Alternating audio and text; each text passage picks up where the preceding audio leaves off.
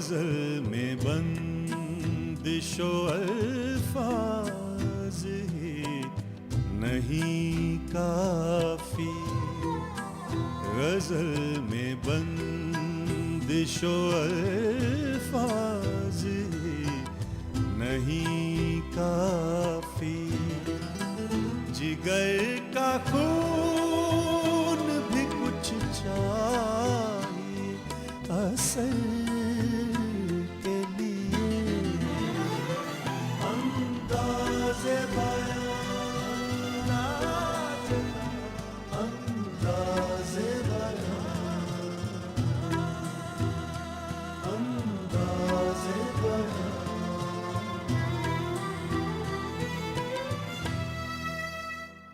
ये बज़्में मैं है या कोताह दस्ती में है महरूमी, जो बढ़कर खुद उठा ले हाथ में मीना उसी का है। मौजूद नाजरीन आदाब, आप जहन पर जोर डाल रहे होंगे कि ये शेर तो बहुत जाना पहचाना सा है, लेकिन शायर कौन है? हजरात, ये है शाद अजीमाबादी। ये अजीमाबाद भी कोई नया शहर नहीं बल्कि कदीम शहर है, जिसे आज हम पटना के नाम से जानते हैं। सैयद अली मोहम्मद शाद अजीमाबाद मौजूदा पटना में सन 1846 में पैदा हुए। शाद एक खाते पीते घर से ताल्लुक रखते थे। उन्होंने नस्र और नज्म दोनों को अनमोल तख्लीकात अता की हैं। कुछ लोगों का ख्याल है कि वो सगीर बिलग्रामी को अपना कलाम दिखाते थे, मगर उन्होंने अपना उस्ताद शायरी उल्फत हुसैन फरियाद को माना है। शाद ने मसनवी, गज़ल, कसीदा, मरसिया और दूसरे असनाफ सुखन में तख्लीक की है, मगर अदबी नज़र से वो अपनी गज़लों के कैफ, घुलावट और असलियत के बाइस मशहूर हुए। मरसिया निगारी में भी उन्होंने बड़ा नाम किया। नक्कादों का ये ख्याल मबनी बर माकूलियत है कि गज़ल के रूबा इन्हितात असर को संभालने में शाद अजीमाबादी का खास हिस्सा है। उन्होंने गज़ल को न सिर्फ संभाला बल्कि उसमें ऐसी रंगीनी और शीरीनी भर दी कि गज़ल फिर से जिंदा हो गई। उनका सन 1927 में इंतकाल हुआ। नाजरीन, सैयद अली मोहम्मद शाद अजीमाबादी उर्दू गज़ल के दौरे इन्हितात के सफ़े अव्वल के शोरा में शुमार होते हैं। ज़बान पर उनकी पकड़ बिल्कुल वैसी ही थी जैसी एक सिपाही की तलवार पर। उनकी शायरी में खालिस हिंदुस्तानी मिट्टी की खुशबू थी। क्लासिकी और जदीद दौर के दरमियान की एक अहम कड़ी हैं। इस दौर में उन्होंने गज़ल को संभाला दिया जब गज़ल तकरीबन हिचकियाँ लेती हुई महसूस हुई। शाद बैक वक्त कई ज़बानें जानते थे। उसकी झलक उनकी शायरी में भी बखूबी देखने को मिलती है। अजीमाबाद में रहने के बावजूद लखनऊ की ज़बान पर उन्होंने महारत हासिल की और उसे अपनी शायरी में भी इस्तेमाल किया। उन पर मज़ीद बात करने से पहले नाजरीन, बेहतर मालूम होता है कि उनकी ये गज़ल सुन ली जाए। अगर मरते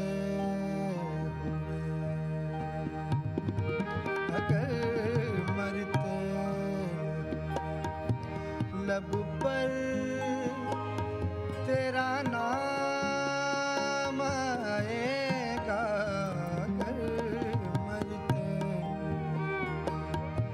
लब पर तेरा नाम आएगा, तो मैं मरने से दर गुजरा, तो मैं मरने से दर गुजरा, मेरे किस काम आएगा, अगर मरते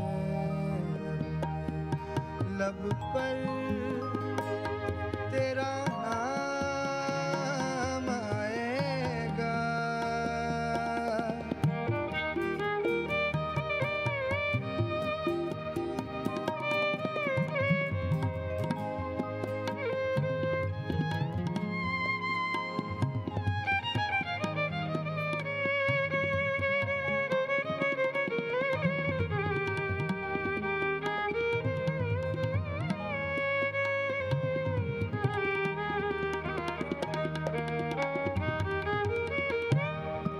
शबे हिजरा की सख्ती हो तो हो, लेकिन ये क्या कम है। शबे हिजरा, शबे हिजरा की सख्ती हो, शबे हिजरा की सख्ती हो तो हो, लेकिन ये क्या कम है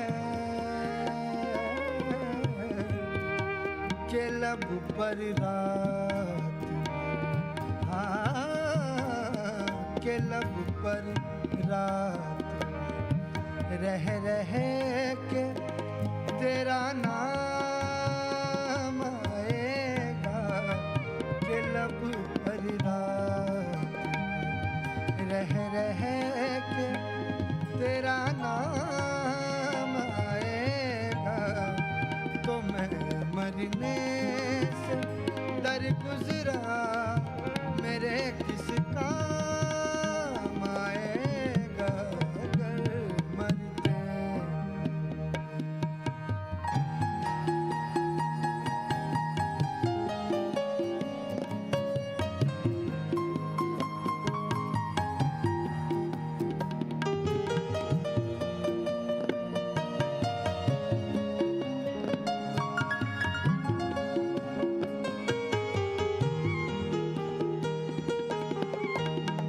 गली में यार की,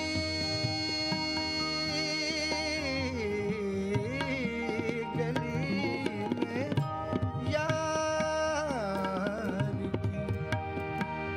ऐ शाद सब मुश्ताक बैठे हैं। गली में यार की,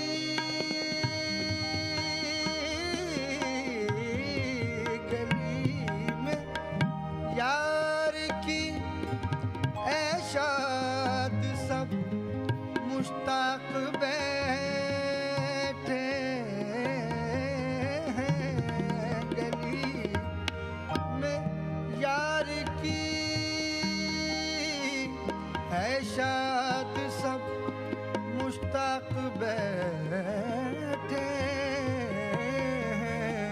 खुदा जाने, खुदा जाने, खुदा जाने, खुदा जाने, वहाँ से हुक्म किसके नाम आएगा। खुदा जाने, वहाँ से हुक्म किसके नाम आएगा।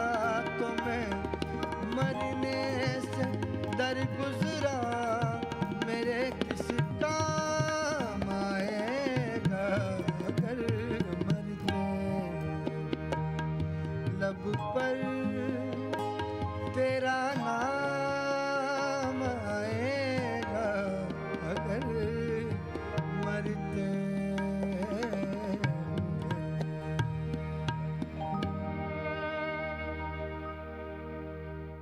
उर्दू शायरी की तारीख़ में इनकी हैसियत इस लिहाज से अहम है कि इन्होंने जब शायरी शुरू की तो वो दौर गज़ल के ज़वाल का दौर था। शाद अज़ीमाबादी दाग दहलवी के शागिर्द थे। जाहिर है कि उस्ताद की शायरी का असर भी उनकी शायरी पर मौजूद है। उनकी ज़बान पे, उनके डिक्शन पे उस शायरी के असरात देखे जा सकते हैं। चूँकि वो दौर एक बड़ी तहज़ीब के मिटने का दौर था और नई तहज़ीब के नक़ूश भी नुमायाँ हो रहे थे, उस अबूरी दौर में ज़ाहिर है कि शाद की शायरी में उस अहद की कैफ़ियत, उस अहद के हालात का भी काफ़ी कुछ रंग हमें मिलता है शाद की शायरी में। शाद अज़ीमाबादी को उर्दू गज़ल में जो मुकाम हासिल है वो उस दौर के किसी दूसरे शायर को नहीं। ख़ास तौर से गज़ल, मसनवी, मरसिया, क़तात, रुबाइयात और नज़्में तहरीर की। शाद को ज़िंदगी में इत्मीनान नहीं मिला। यही वजह है कि शाद की गज़लें दौरे इन्हिताद में गज़ल की रवायत को संभाला देने का काम करती हैं। मिसाल के तौर पर नाजरीन, ये गज़ल मुलाहिज़ा फरमाइए। ऐ शबे गम हम हैं और ऐ शबे गम हम हैं और बातें दिले नाकाम से ऐ शबे गम हम हैं और बातें दिले नाकाम से सोते हैं नामे खुदा सोते हैं नामे खुदा सब अपने घर आराम से सोते हैं नामे खुदा सब अपने घर आराम से ऐ शबे गम हम हैं और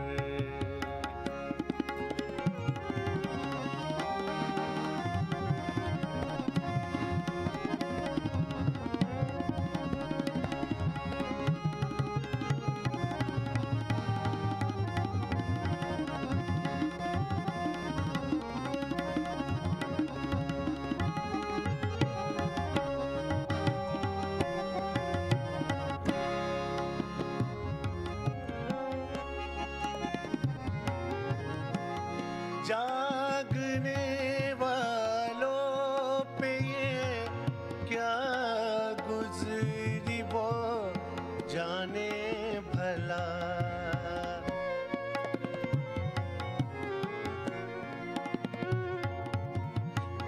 जागने वालों पे क्या गुजरी वो जाने क्या भला सो रहे हैं जाके बिस्तर सो रहे हैं जाके बिस्तर पर जो अपने शाम से सो रहे हैं जाके बिस्तर पर जो अपने शाम से ऐ शबे गम हम हैं और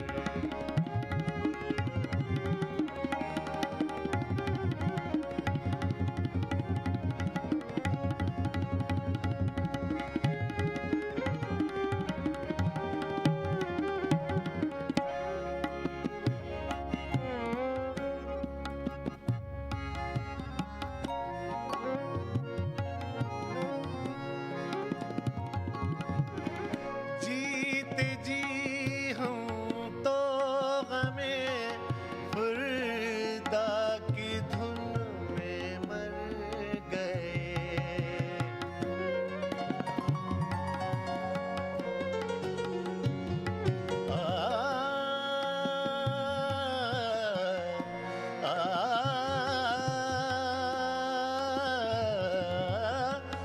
जीते जी हम तो हमें फुर्दा की धूम में मर गए कुछ वही अच्छे हैं जो कुछ वही अच्छे हैं जो वाकिफ नहीं अंजाम से कुछ वही अच्छे हैं जो वाकिफ नहीं अंजाम से ऐ शबे गम हम हैं और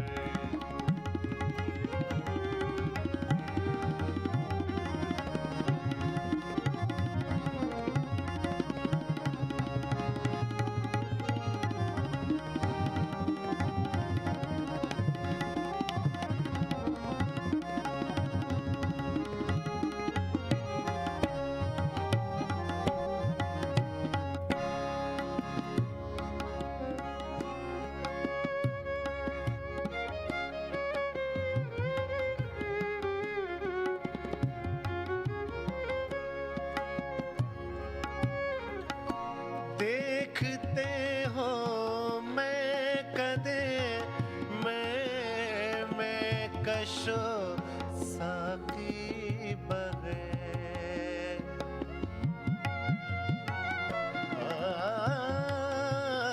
देखते हो मैं कशो देखते हो मैं कदे मैं कशो साकी बगैर किस गजब की बेकसी किस गजब की बेकसी पैदा है शक्ले जाम से किस गजब की बेकसी पैदा है शक्ले जाम से शबे गम हैं और बातें दिले नाकाम से सोते हैं नामे खुदा सोते हैं नामे खुदा सब अपने घर आराम से पेशवे हम हैं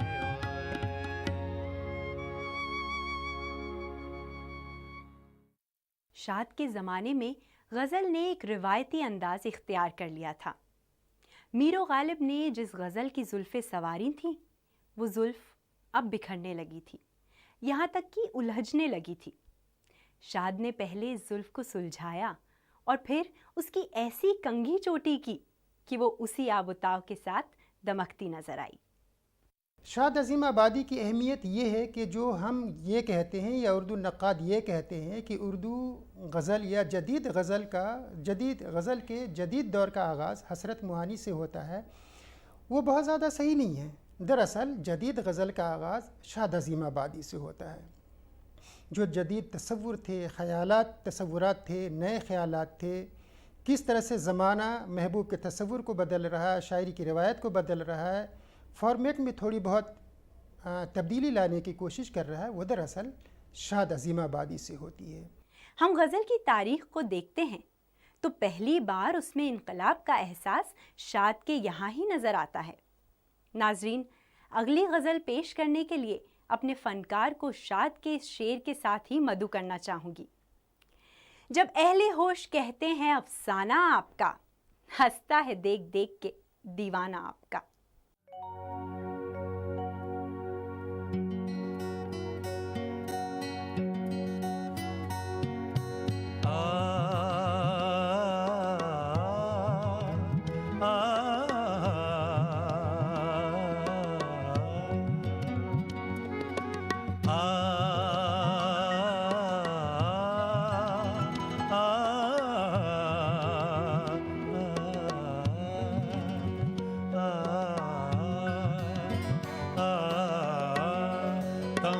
तमन्नाओं में उलझाया गया हूँ, तमन्नाओं में उलझाया गया हूँ, खिलौने देके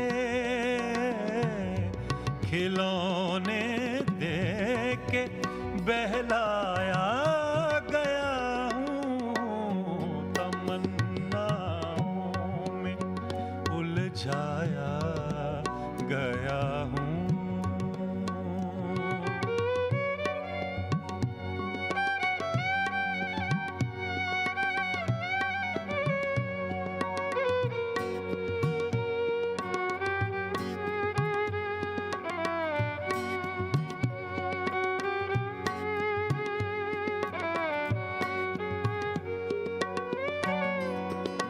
इस कूचे के हर जर्रे से आगा,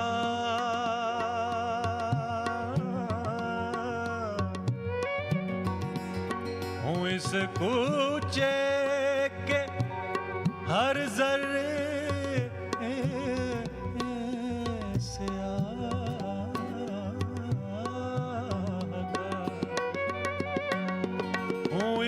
कूचे के हर जर्रे से आगा हूँ, इस कूचे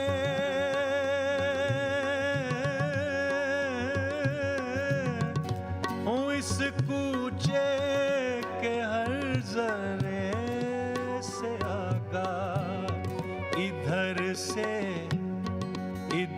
से मुद्दतों आया गया हूँ, इधर से मुद्दतों आया गया हूँ। खिलौने दे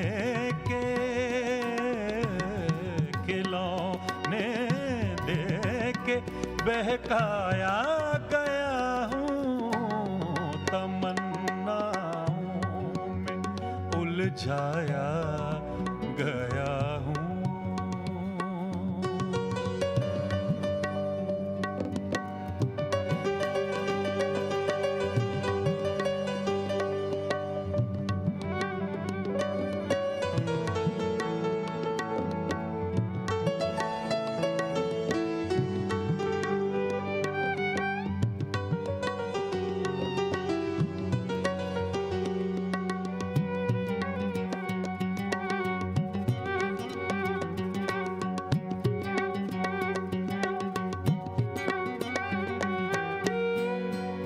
दिले मुस्तर से पूछे रौनते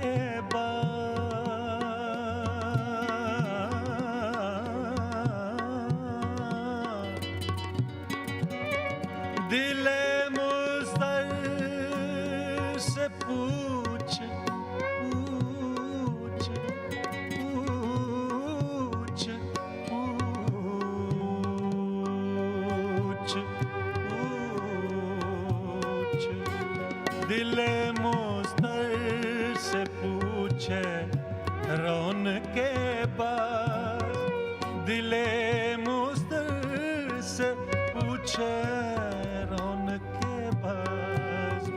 मैं खुद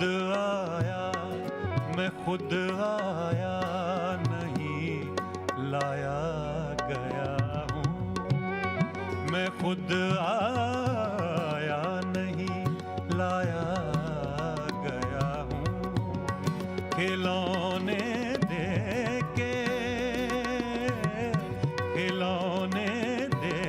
के बहलाया गया हूँ, तमन्नाओं से उलझाया गया हूँ, तमन्नाओं में उलझाया गया हूँ, तमन्नाओं में उलझाया गया हूँ, तमन्नाओं में उलझाया गया हूँ, तमन्नाओं में उलझाया गया हूँ।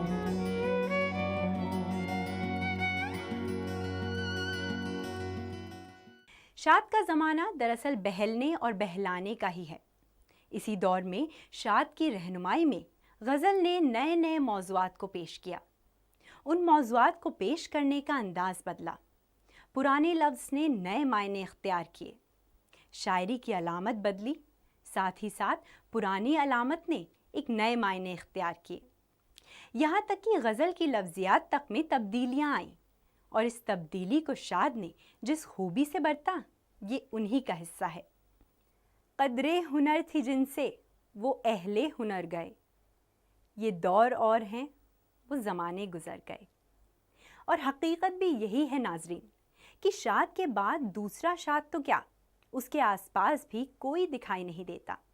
यही वजह है कि उनके बाद उस अंदाज से गज़ल को बरतने वाला दिखाई नहीं दिया।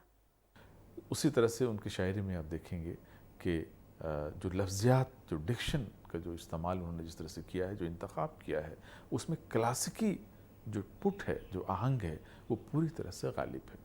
यानी शाद ने क्लासिकी शायरी के उन तमाम असरात को अपनी गज़ल गोई में समेटने की कोशिश की है और तग़ज़्ज़ुल के उस आहंग को अपनी गज़लों की इम्तियाजी सिफत उन्होंने बना दिया है, वो जाहिर है कि वो उस अहद में, शाद के अहद में किसी दूसरे शायर के यहाँ गज़ल का वो रंग आपको नुमाया तौर पे नहीं मिलता। यानी शाद ने गज़ल गोई को एक सहारा दिया। उर्दू में गज़ल गोई के उस जवाल के अहद में गज़ल को अपनी तबा आज़माई का मरकज़ बना करके गज़ल को एक ख़ास समत अता की, एक ख़ास तरह का इस्तेहकाम उसको अता किया उस रवायत को, और उसी रवायत पर आगे चल कर के आप देखेंगे कि फ़ानी, जिगर और दूसरे जो शोरा हैं, हज़रत, ये सब कहीं न कहीं उसी रिवायत की तौसी करते हुए नज़र आते हैं, और गज़ल को नए सिरे से इस्टेब्लिश करने में इन शोरा का जो कंट्रीब्यूशन है उसका सिलसिला हमें शाद अज़ीमाबादी के यहाँ से ही मिलना शुरू हो जाता है। ढूंढोगे अगर मुल्कों मुल्कों, मिलने के नहीं नायाब हैं हम। ताबीर है जिसकी हसरत व गम, ए हम नफ्सो वो ख्वाब हैं हम। उनकी तमाम किताबें उनकी हयात में शाये हो चुकी थी, मगर गज़लों का दीवान नगमाए इल्हाम उनकी वफ़ात के बाद सामने आया। उनकी खुद नविश्त, सरगुज़िश्त और दूसरे कई मजमूए भी छप चुके हैं। उनके बहुत से नज़रियात से इख्तलाफ़ राय रखने के बावजूद तमाम नक़ादों ने उन्हें उनके दौर का अजीम शायर माना है। खुद चल उसी कूचे में चलना है जो पाए तलब, वहाँ कोई खुद हाथ पकड़कर नहीं ले जाने का। नाजरीन, ये थे शाद अज़ीमाबादी, जिनके कलाम से आज आप ज़रूर शाद हुए होंगे। अंदाज़े बयां की अगली महफिल में एक और शायर और उनके कलाम के साथ मैं सरवत ज़हरा ज़रूर हाजिर होंगी। तब तक के लिए खुदा हाफ़िज़।